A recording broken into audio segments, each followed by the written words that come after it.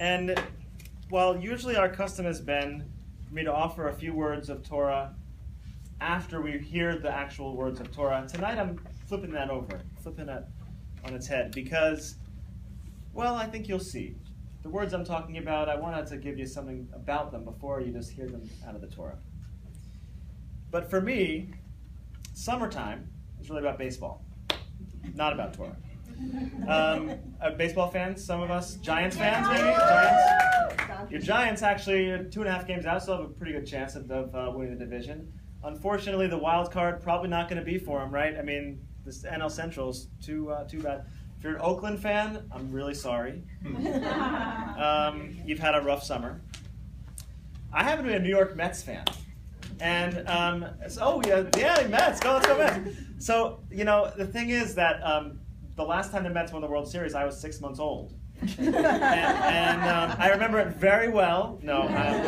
But it's been a long time, though, in all honesty. It's been a long time since as a Mets fan, I've had exciting baseball to watch in the end of the summer. So I was thinking about baseball this week, and what I was really thinking about is that in some ways, just like baseball is America's pastime, Torah is sort of like the Jewish people's pastime. Now, you might think, hold on, Rabbi, this is a pretty bad comparison. This might be a little bit of a stretch. Now, you're right, it might be a little bit of a stretch, but hear me out on my stretch for a few minutes here. Some people are more into it than others, right? Some people could recite for you the box score of last night's Arizona Diamondbacks game. I don't know who they are, but some people could do that. Just like, what the Diamondbacks do last night, Jacob? You don't know. You're not sure. Okay, fine. But in the same way, some people can quote their favorite verses of Torah. Some people can, they follow it very closely every week. They know what's going on in the Torah portion. That would be sort of people like me, right? And people, maybe it's like some of you who either follow baseball or Torah pretty closely. But then there's also people who don't really want anything to do with baseball. And if you make them watch a game, they'll tell you that it's pretty boring. It's like watching paint dry. It's really slow. And in the same way, some of those people might rather watch paint dry than hear Torah or engage with that in a serious way. But whether you follow it or not, baseball, whether you follow the Torah cycle or not, in some ways, we can say baseball is part of our shared heritage as Americans. If I asked you to tell me about Babe Ruth, pretty much everyone in here knows who I'm talking about, or Sandy Koufax. And in a similar way, there you go, didn't play on Yom Kippur. And in a similar way, if I ask you to tell me something about Moses, I'm guessing that some of you can probably tell me something about Moses. So maybe we got a little more than a big stretch here. What I really think, though, is that ultimately, in a similar way that baseball has been in the background of much of American life, Torah is not the background. Here's one place where it breaks the mold. Baseball is in the background, you can ignore it pretty easily. Torah, we're not supposed to ignore. Torah, we're supposed to take seriously and find ourselves finding and making meaning every week when we read the Torah portion. That can be sort of tricky, though. Just like a baseball season is really long, 162 games, the Torah is really long. There are 613 mitzvot by some counts, by the most traditional count. And this week, our portion Ki Tetzeh contains 74 out of those 613 mitzvot. Wow. This week alone, we're supposed to read 74 out of 613. That's 12%. That's 3% more than any other Torah portion. That's a pretty big deal here. It's like the best hitter on the team. It's like going in there and finding, but a lot of hits don't always mean a lot of wins, right? We know this in baseball, and we sort of know this in Torah too. Carol mentioned it to me earlier, actually. She said, I was looking through the Torah portion, it's so hard to get through. There's all of these laws that don't really make any sense to me. I mean, is anyone worried about what to do when you find your neighbor's ox? You might be, but I don't think that's a daily concern on your mind.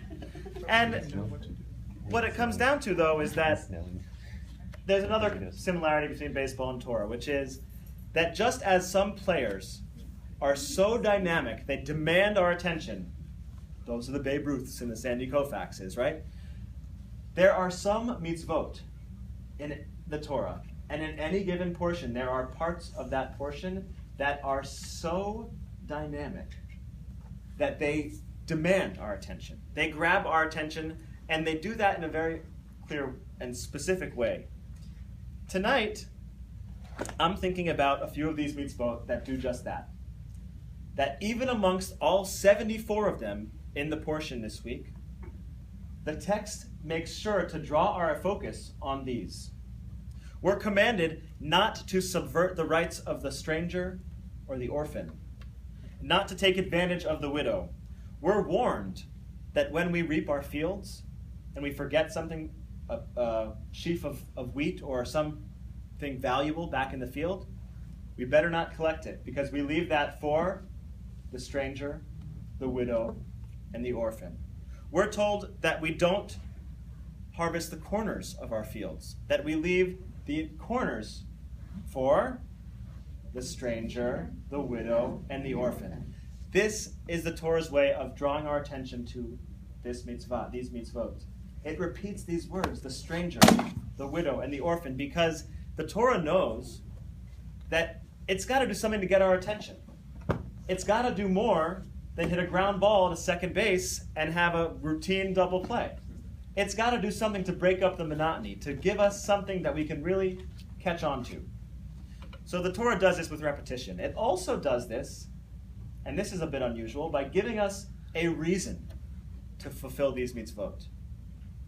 The Torah says, you remember that you were a slave in the land of Egypt, and that is why you must do this thing.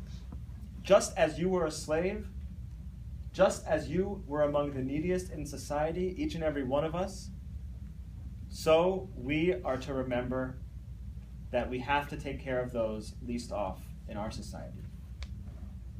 It might not be strangers anymore. It might still be orphans. Widows, depends. But no matter how we define those categories in today's society, the Torah is doing something here which I find deeply meaningful. It's recognizing that no fan, is going to watch every one of the 162 games of even their favorite team. And just the same way, no one can really remember every single one of the 613 mitzvot. Even the most religious Jew who's trying to fulfill each and every one of them, if you asked him or her to list them, they probably can't list them on their own. But the Torah has a solution to that, and that is in the repetition and in giving us a specific, concrete reason to listen up and pay attention. So tonight, I hope that we'll find that dynamic player, that we'll find our Sandy Koufax in this Torah portion. And I've told you a little bit about what I found for me, and I hope it might do similarly for you. Shabbat Shalom.